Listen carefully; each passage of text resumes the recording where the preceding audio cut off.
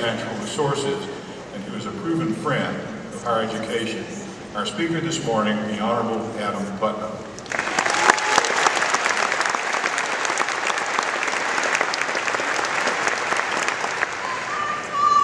Go Bartow!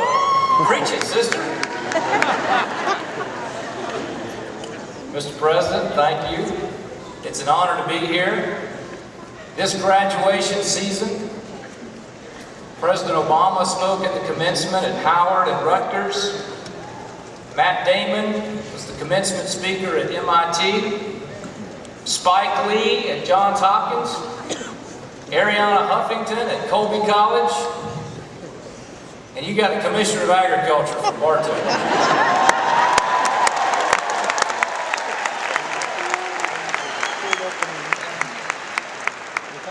Mr. President, you put them on double secret probation or something? We need to upgrade the commencement speaker deal here. Yeah, there's a pecking order to being a graduation speaker. And this is the first semester that I've been allowed into the big leagues of spring commencement. I've been languishing in the summer and fall leagues for the last several years, so hopefully I don't blow it and get booted back down to fall and summer. There are a couple of things to remember about a graduation. The first one is, nobody cares about the speaker.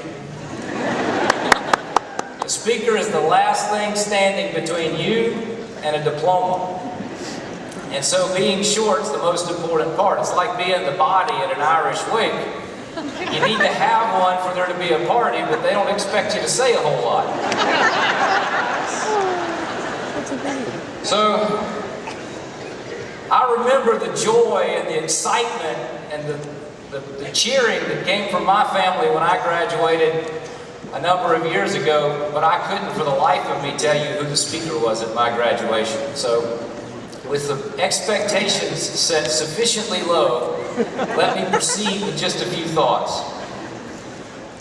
The diploma that you're about to receive is a symbol, it's a recognition of your extraordinary work. It represents the student loans that you took out. It represents the second or third job that you took or that a family member took to make it possible.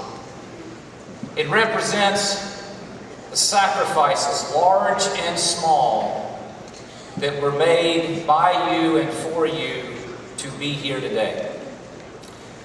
That diploma is also a time capsule. It's a time capsule of memories that when you see it on your wall, it will immediately transport you back to the University of Central Florida. It will immediately take you back to the friendships that you've made that will last a lifetime, the people who will be in your wedding, who will be there for the birth of your child, who will be there at your highest of highs and lowest of lows in life. It will take you back to that roommate who was the worst possible roommate on the planet. Never washed their dishes, probably didn't bathe.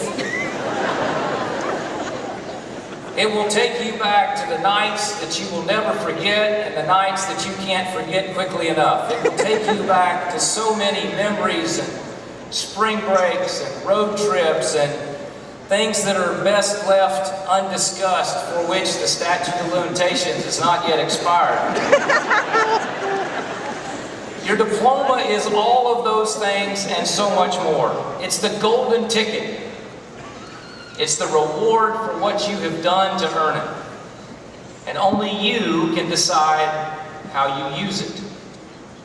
Today we send you into the world with a piece of paper and a pat on the back. Now what? More than 5 decades ago, community leaders recognized the need for skills and talent to support the growing aerospace industry in our state.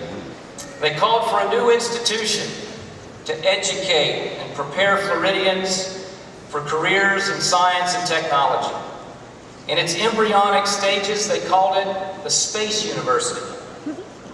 And a few years later, the doors opened and 1,900 students, just a few more than who will receive diplomas this morning, began classes at what was formerly and formerly called Florida Technological University. Well, Florida's changed a lot in the last 50 years. Our population has quadrupled from 5 million to 20 million.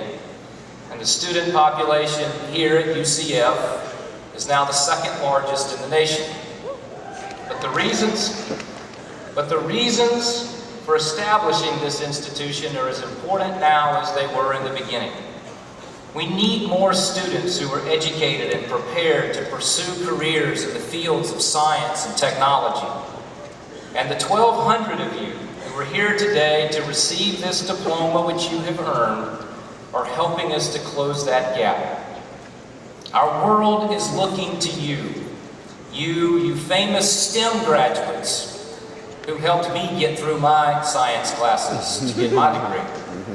We're looking to you to solve some of the most complex problems mankind has ever faced, from healthcare to information technology to aviation and aerospace and modeling and simulation, to feeding 10 billion people who will be on this earth, sharing our resources with us by 2050. Again, some of the most daunting challenges mankind has ever had to face. We look to you to solve those problems. And we look to you and to those in the social sciences to not only look at the problem and ask if we can, but if we should. For we can't become unmoored from the moral and ethical consequences of our technology breakthroughs and of the latest developments and the things that we are capable of doing while also weighing the ethics behind them. How do we bridge the gap between the arts and the sciences to close the distance that exists in our society and in many cases continues to grow? For our communications graduates, you know better than anyone that what the world needs the most now is more dialogue and less monologue. And for all of you, it's very simple. Be involved, be engaged, be committed to your community.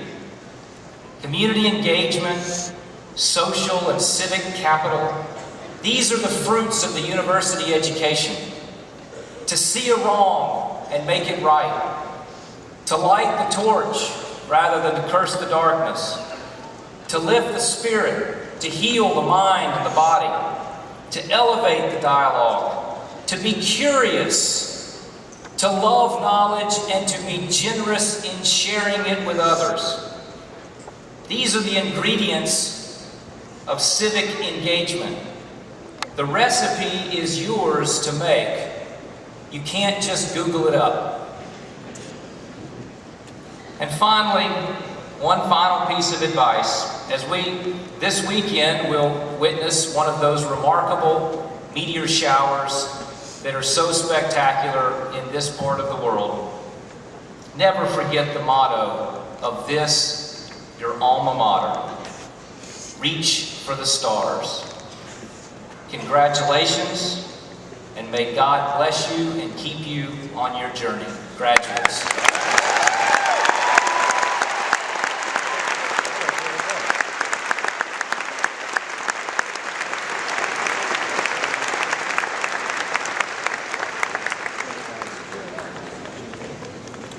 Well, Adam, we thank you for an outstanding commencement address.